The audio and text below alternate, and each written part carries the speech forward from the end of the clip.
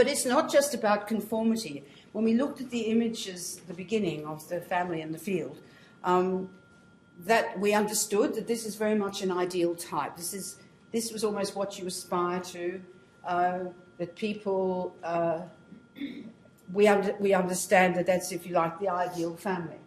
But the thing called the family also became the means not just to shore up the economy or to advance the wartime effort, but also to make some changes in the norms and values in society.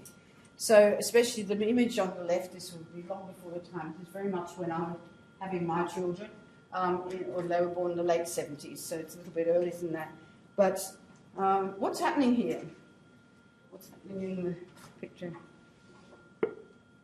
It's not a very good image, but who's in it? Who is this? It's really these two. This is it. Well, first of all, is that a family image? Do you think is that a family? And if it is, how would you identify? I'm honestly not sure there is a family. Because to me, all that's going through my head is like you see, like a sister brushing another sister's hair or something like that. I'm trying to work out. I think the one in the middle is a guy. Yeah. I think that's a female.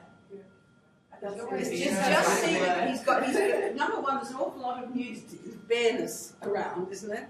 This is, I suppose, I think this is an image taken in a folk festival or something, music festival. Yeah, this is a guy. Oh, sorry, it's just lack of a second. No, you wouldn't know. I mean, but she's the woman who's combing his hair, and what's he doing? Yes, holding a baby. But there's no particular suggestion about this relationship. They're all sort of engaged in their own. They're not sort of self-conscious as the four, are they? As the group that we first looked at, were they very much camera? Obviously, the image was probably taken for an advertisement. But even so, this is a self-absorbed sort of trio, all doing their thing together. And the thing that they're doing is pretty unusual then for a family. The likelihood we don't know, but we can surmise that this couple, if indeed they are the biological parents of the infant, were not married. It might be that the guy whose hair is being combed is the father of the child and the woman is no relation at all. But she's engaging in quite an intimate act with this chap, and everyone's sort of very physically relaxed with each other. He's naked from the waist up, sort of fitted between her sort of thighs when she's got a little dress or tiny shorts or something on. So there's a lot of physical contact there, but it's not about giving any message just because they're used to having physical contact. That's the suggestion, at least. And alternative, I mean, these sorts of images convey to you a different way of doing families, which in the 70s became one of the ways in which you made a statement about your political opinion, your political beliefs. Especially who would have been especially involved in this sort of alternative behaviour in families. Mm-hmm. Oh, that may well have been what that is, actually. Women, well, probably to less extent gay and lesbian people, although there were gay and lesbian parents, and women who became what were then called political lesbians, who refused to have relationships with men because they saw them as being part of a oppressive system that they refused to sort of engage in, and so they left. I knew women who did that, who left their husbands and children, went off to live with other women in the 70s.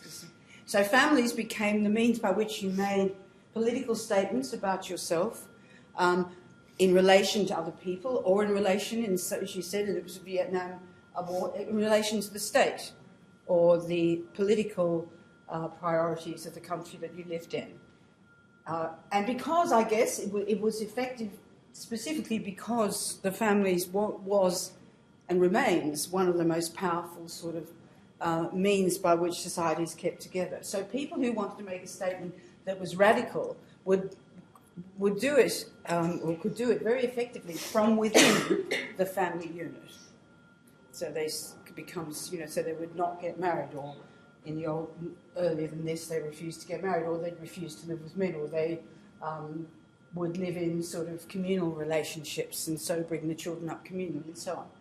This is the group on the right. Tell me a bit about that. What are we looking at there? Or what is the suggestion? A same-sex relationship with children. Two men in a close relationship.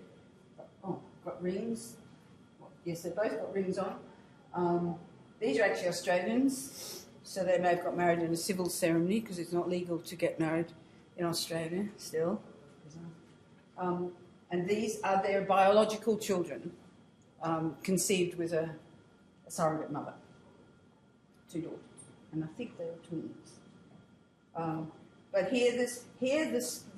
the family is being used as a way to make a statement, not against the state or against some political position, but in favour of human rights to live for people who are non-heterosexual, people who are quite clearly engaged in a relationship, having biological children with women or adopting just as often, and women, of course, doing the same or not.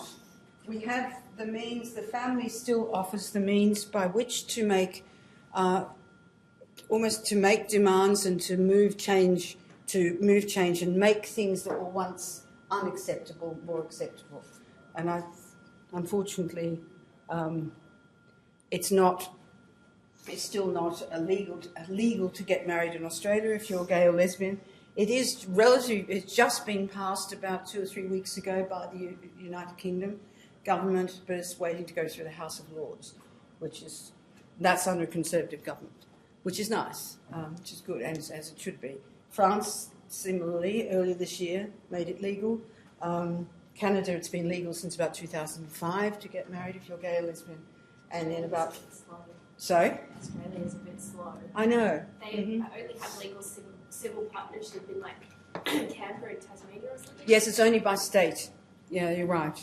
So that's the sort of family, the family's ideal allows us to both conform or encourage us to conform to the stereotype, or to actually perhaps use that same ideological construction as the means by which to make political statements.